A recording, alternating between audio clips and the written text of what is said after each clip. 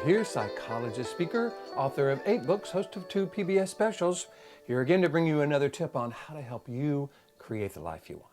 Specifically, how to use my life from the top of the mind philosophy to bring more clarity, confidence, creativity into everything you do.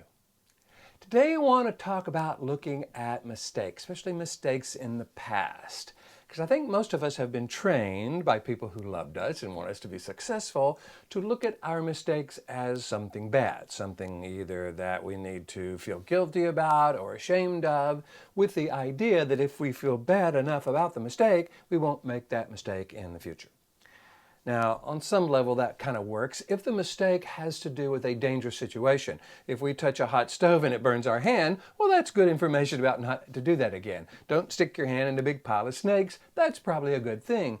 However, the idea about trying to create solutions in the future based on fear of making mistakes that we've made in the past, I'm going to suggest is a flawed strategy.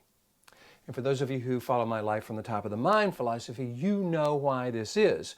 Remember, we got these 3 parts to the brain. Lower part of the brain is called the brainstem. That's the fight or flight part of the brain. Upper 80% of the brain is called the neocortex. I call it the top of the mind.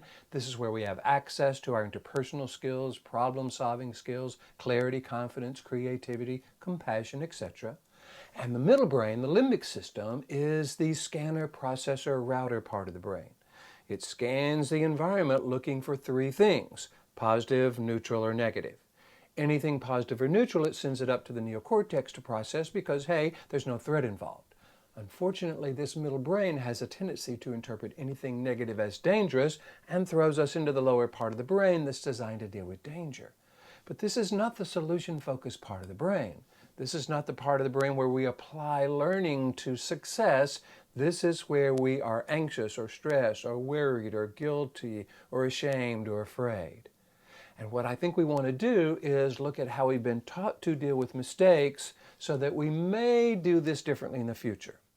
There's a concept that I teach in my seminars that has to do with looking at mistakes in a very interesting way. So here what we have is this concept of a mistake.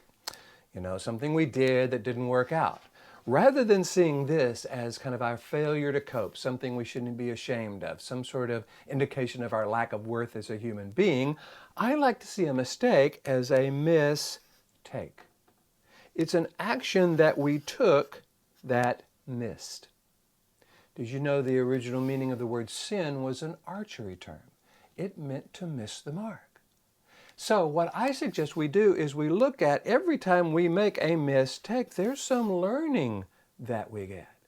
But if we're in this shame, fear, guilty part of the brain, we have a hard time taking that learning and applying it because we're not in the part of the brain that really takes learning and applies it to future behavior. If we're willing to take that learning and ask that question, okay, knowing what I know now, how would I do this differently in the future? Now we can learn from the mistake. And we can take that learning into the future, apply it to future situations, and become more successful. Because now we are coming from this upper 80% of the brain, the top of the mind, this clear, confident, creative part of who we are.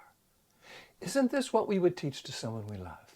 I mean, if someone we love came to us and said, man, I really made a mistake, we'd say, okay, what did you learn from it? Well, gosh, I think I learned this. It's great. Can you take that learning and apply it to future behavior? Then we'll go, yeah, I can do that. Great, let's do that.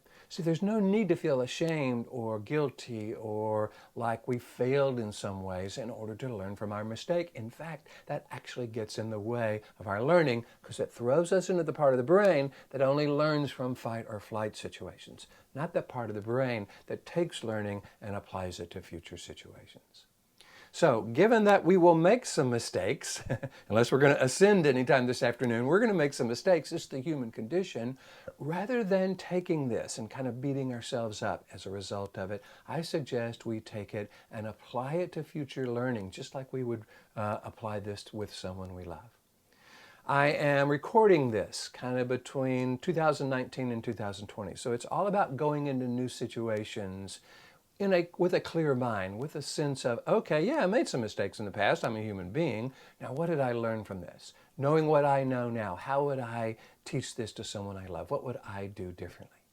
we can take this learning into a new day, into a new hour, into a new situation, into a new job, into a new relationship, into a new year, into a new decade. And when we are doing this, we're coming from the part of the brain that actually thinks about the future, which is this upper 80% of the brain, bringing our clarity, confidence, creativity into everything we do, applying that learning in a way that we would teach to someone we love.